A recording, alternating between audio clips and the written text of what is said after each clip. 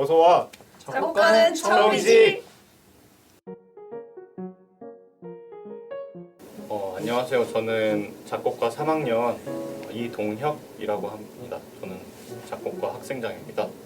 저는 작곡과에서 전자음악 전공을 하고 있고요. 전자음악 실장도 맡아서 하고 있고, 주로 작업하는 곡은 전자음향이랑 기존에 있는 악기들이랑 같이 섞어서 새로운 음향을 만들어내거나 그런 곡들을 만드는 작업을 하고 있습니다.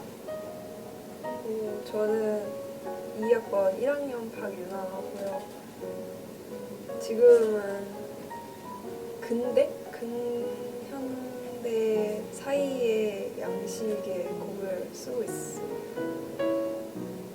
안녕하세요. 저는 20학번 허나영이라고 하고, 저는 휴학하면서 사실 클래식보다는 재즈나 다른 장르에 관심을 더 가져가지고 그런 다양한 장르를 다루고 있습니다.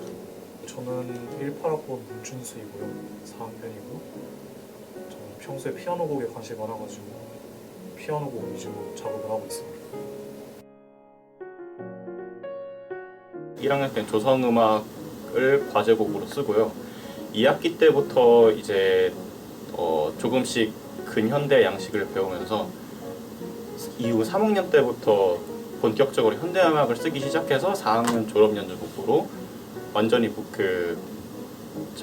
자신만의 어떤 현대음악을 써서 졸업을 하는 커리큘럼을 가지고 있습니다. 그리고 저희 학과 같은 경우는 기존의 악기들을 쓰는 것뿐만이 아니라 어떤 이런 전자음악 장비 가지고 쓸 수 있는 그런 실험들을 되게 많이 해요. 그래서 그런 것들을 통해서 또 자신의 길이 또 달라지거든요. 그래서 저희 학과는 기악 악기 작곡 전공 그리고 전자음악 전공 이렇게 두 가지로 나뉜다고 볼 수 있을 것 같습니다.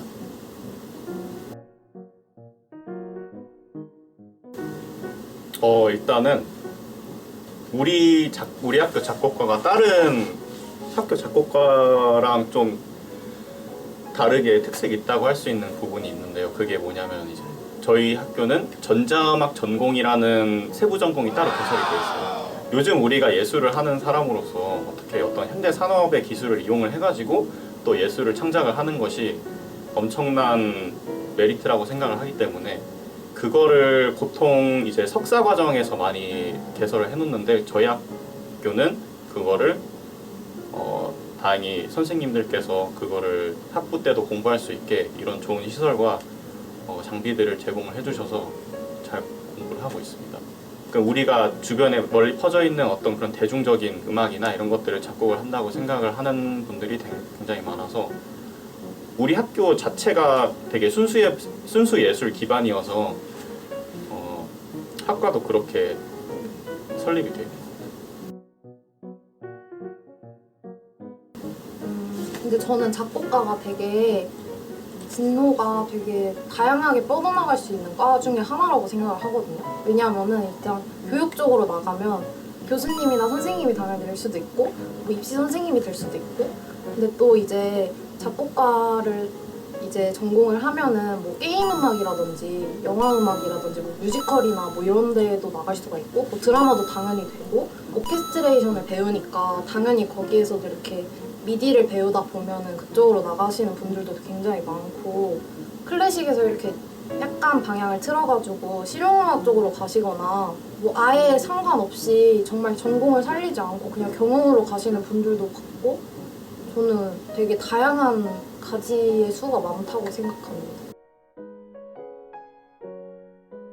곡을 들으면 그게 분석이 돼가지고 맞아요. 곡을 좀 처음에 음악이 좋아서 막 시작을 했는데 그게 점점 아는 것들이 많아지니까 그걸 온전히 즐길 수가 없게 됐었어요. 근데 그걸 이제는 그냥 구분해가지고 들을 수는 있는데 처음에 뭐 화성학 배우고 청음이라는 과목이 있는데 그게 듣고 적는 거거든요.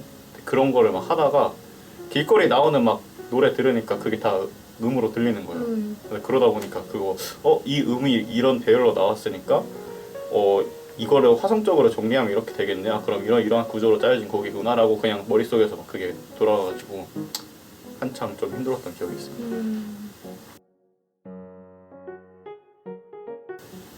그 우리한테 항상 놓여진 말이 있는데 가장 큰 영감의 원천은 마감이라고. 아, 마감이 한 2주 정도 나오면 없던 영감도 생겨요. 그냥 막 쓰거든요. 그래서 맞아. 그럴 때 사실 되게 머리 아프고 시간에 쫓겨가지고 이럴 때가 많은데 저 같은 경우는 잠을 굉장히 중시해서 머리 아프거나 조금만 피곤하면 그냥 바로 자버려요. 그리고 그 대신 남 깨어있는 시간 동안 계속 곡 쓰고 그런 식으로 하고 있어요. 어떻게 하세요?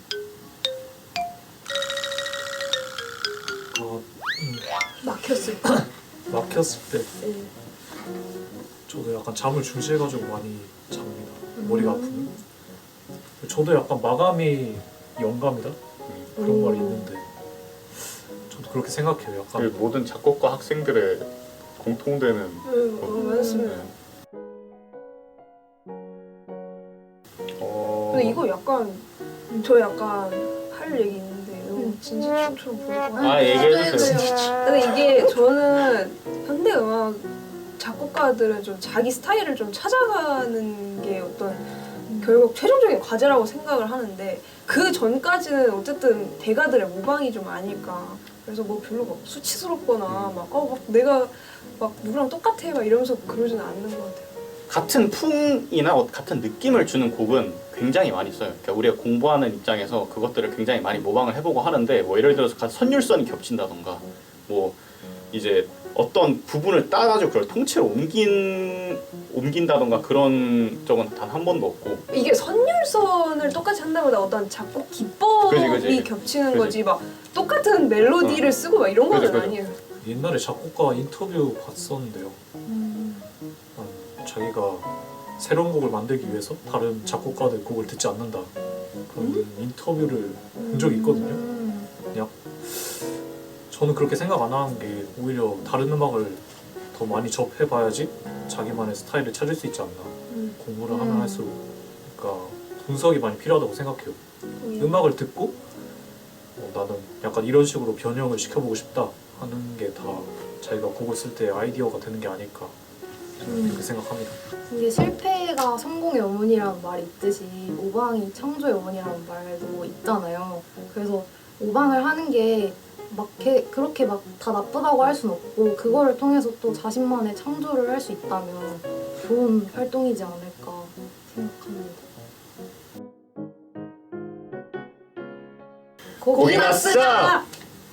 아 약간 쉬는 시간에 이런 대화를 했었다 이렇게. 아 괜찮아요. 무슨 대화를 했는지 형 아무나 다 했잖아. 뭐였지? 아니 우리 둘은 이제 뭐 힌드비트가 왜 힌드비트가 왜 좋냐 좋냐. 그런 식으로 얘기를 했는데 네 두 그렇습니다. 분이서 네. 박수는 왜?